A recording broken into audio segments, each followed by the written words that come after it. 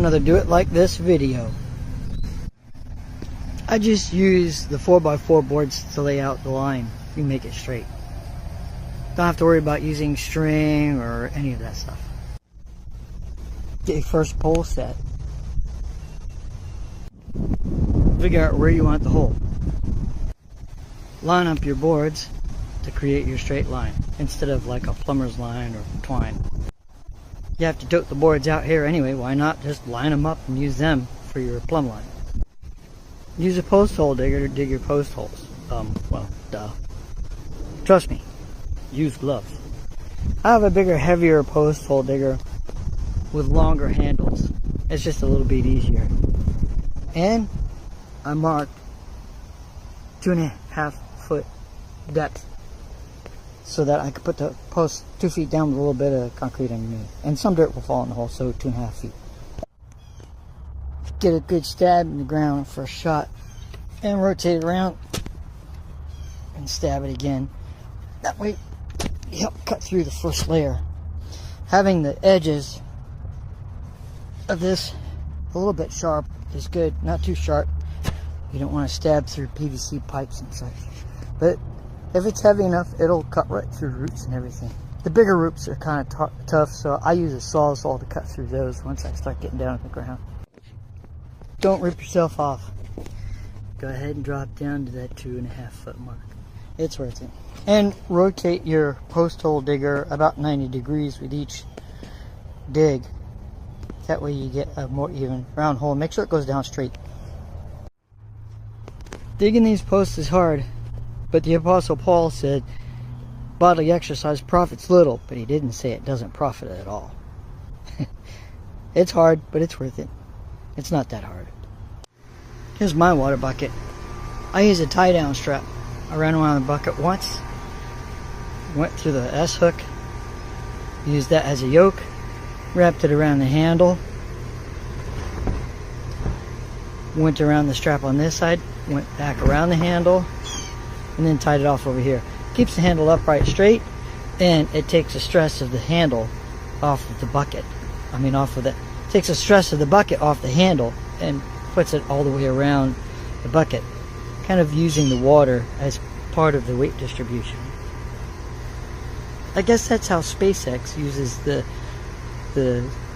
pressure of the propellant to keep the tank strong. It's better to use a hose, but I can't go all the way out there, way out into that backyard. Can't see it. Way out there. The hose won't reach that far. So I use a bucket. I'll show you why. Yeah, I don't have a hose to reach all the way out there. I just use the bucket. Have to keep the concrete bags in the shed because, well, it's Florida. It's raining a little bit. I don't care. It's just water. But I use the hand truck because I just slide it from here onto the hand truck. Helps save my back because, well, I'm not exactly a big guy and that's a lot of posts to dig. So I just put it on the hand truck. And I'll show you another reason why over by the fence. I can use this hand truck as a platform. I don't have to lift the bag off the ground to pour it into my mix bucket right here. It's just a little easier on the back, especially when you have to do so many posts. Wait, I already said that.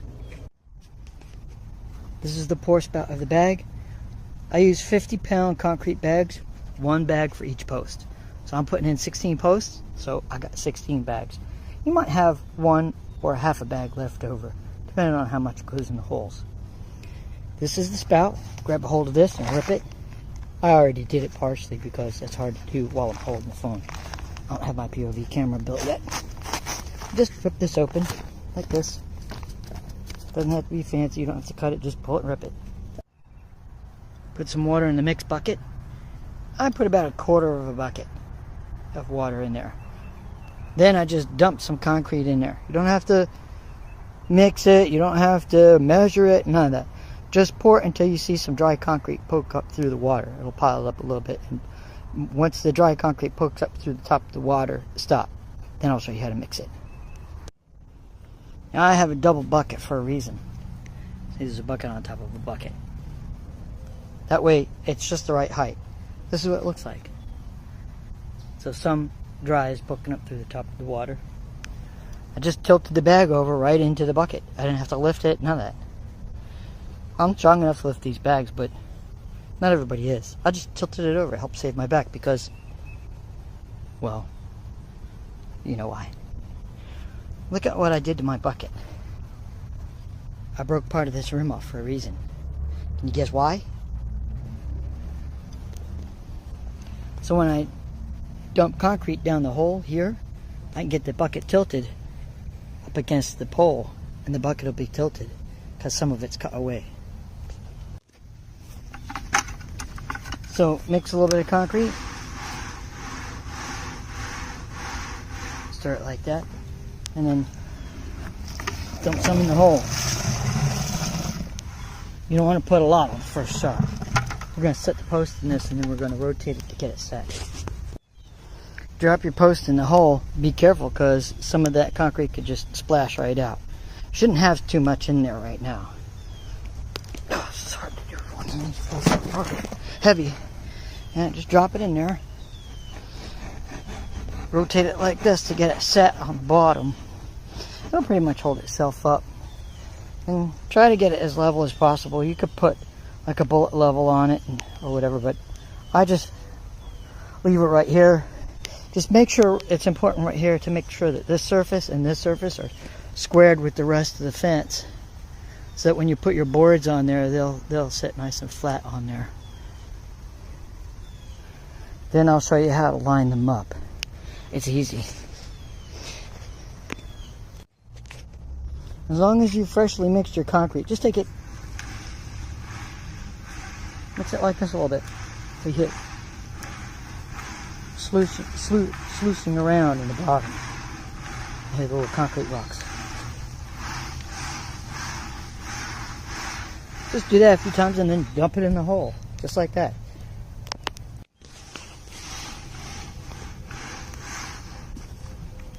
Hard to do while I'm holding the camera. But then just dump it in the hole. See what this cutout's for? Allows me to dump the bucket at an angle. Get the concrete out of the bucket. Doesn't matter if there's a little bit of concrete left in the bucket. If there's some on the ground over here, just kick it in the hole. It'll be fine. Wobble the post around a little bit. Back and forth, get the rocks to settle along the sides, and then reset it, make sure it's level and stuff. Now here's my secret to getting distance pole to pole pretty much perfect. You can just measure each pole and then start digging, or you can dig it as you go. That way you can set each pole, screw it up and frame it up into place as you go. So I set the next runner on top of the previous one, and then shim it up. This gasoline can just have to be the right height. So then I'll secure this one so it's nice and even. Partially countersink, so the picket pieces can sit on here nice and flat, but also not so much that it will go through the wood or split it. Line up this end of the bottom runner with the outer edge of your post. If your fence is going on the outside.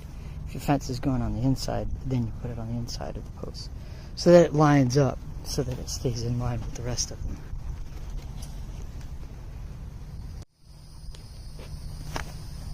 Roll your next log out of the way.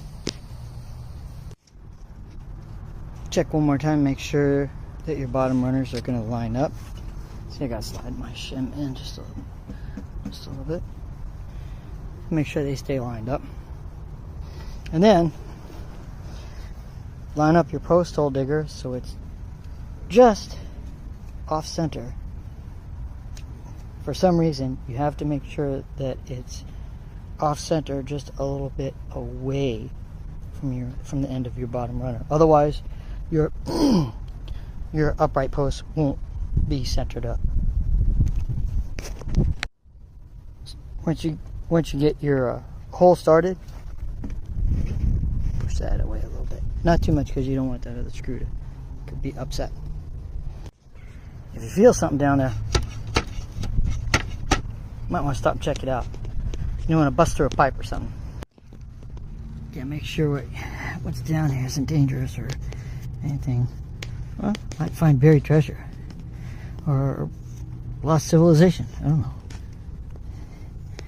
Or shells. It's Florida.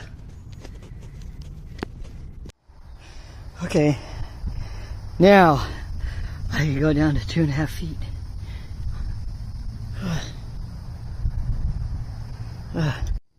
Mix a little bit of concrete.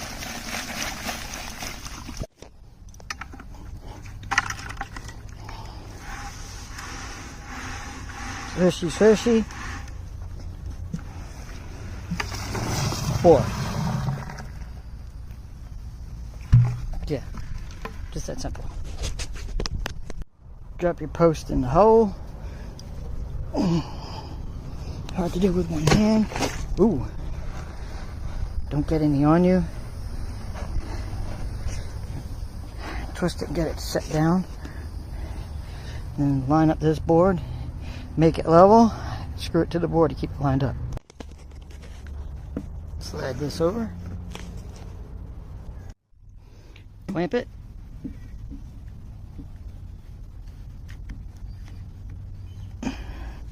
Remove whatever you're using to shim.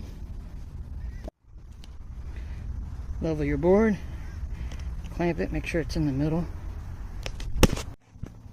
Screw this in place. Screw this bottom runner board in place. Take a picket fence slat. Prop it underneath this board here to hold the next one in place. Clamp it. Level it. Put a screw in place.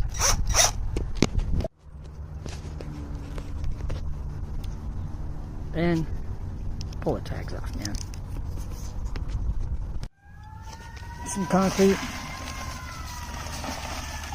And then finish setting your pole. Concrete in there won't dry before you get the rest of this poured. And then just finish filling up your hole with concrete and recheck your boards and your aligning. Make sure it's still lined up fairly good. And then keep it going the same way. Your next board, you're going to clamp down here. At the other end, you're going to put whatever you're using to shim up or hold up the other end. Line up your bottom runner with the outside of these boards, and then you'll know where to put your next hole. Remember, when you dig your hole, you have to go just a little bit. So in my case, where I'm pointing from this point of view, you have to go just a little bit left of center. So if you're digging your hole from this side, which is where I actually did it, I had to go a little bit right of center. Otherwise, these boards won't line up for some reason. But if you go just a little bit off center, away from the fence you're building, it lines up. I'd say maybe about 1 inch or 1/2 inch. And then you could put your pickets on all the way. And that's how you do a fence by yourself. Easy peasy. Yeah. Not too bad. Wait till you see what I did with this one. I didn't put cement in the hole for a reason. I'll show you why later. Well, Hurricane Debbie destroyed my mix bucket. Thanks, Debbie. Now it's my trash bucket.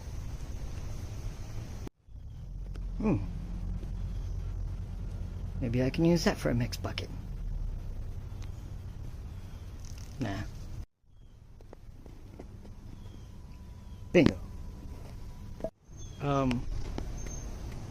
Oops. Pay attention to how you're putting these pickets up. Well, I'd say didn't turn out too bad.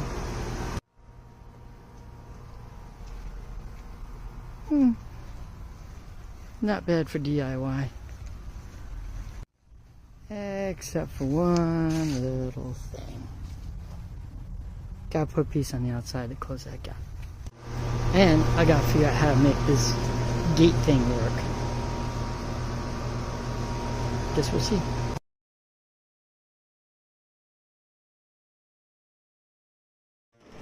Well, like many YouTubers, I have some fans. These are my coolest fans. 4. Mix. Swishy, swishy. Dump. Drop. Whoa. Settle. Square. Level. Fill. Level. Put up your cross members. And that's what it looks like when it's done. When you're putting your posts in, make sure you don't cut the fiber wire cable, or they'll charge you $135 for coming out and installing a new cable. Oops. So far so good. I use these to temporarily hold it in place.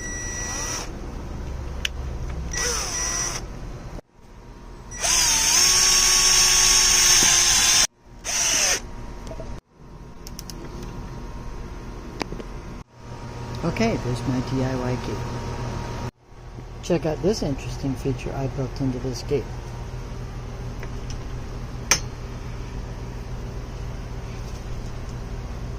The pin pivots so that they can open it out if they want to.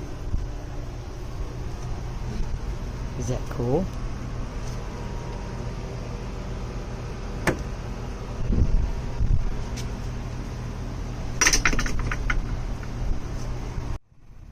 Check out what I do with this big old gate in the back. I tried to make it so that you can't see there's a gate here. So I had to hide this latch system.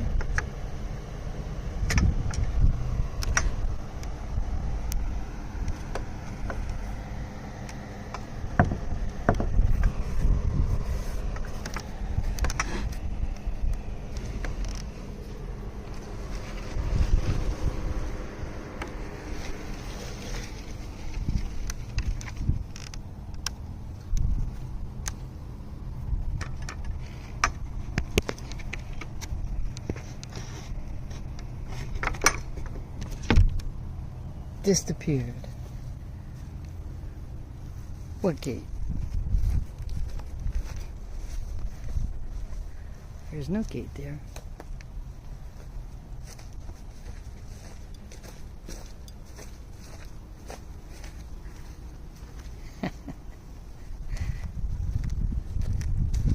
Can't really even tell. A little bit. These pickets are a little bit higher. But nobody else will really know.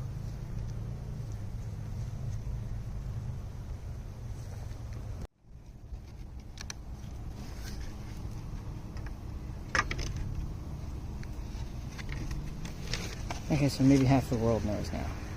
But you don't know where it is.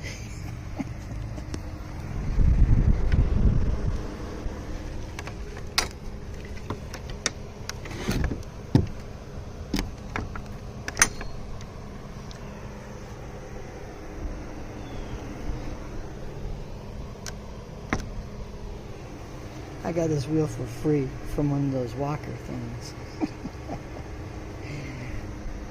That's what you call DIY. Okay, it's all finished.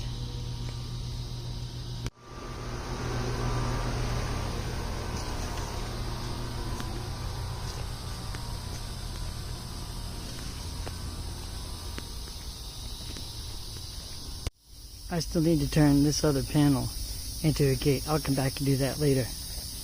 But the reason why I didn't cement this post in,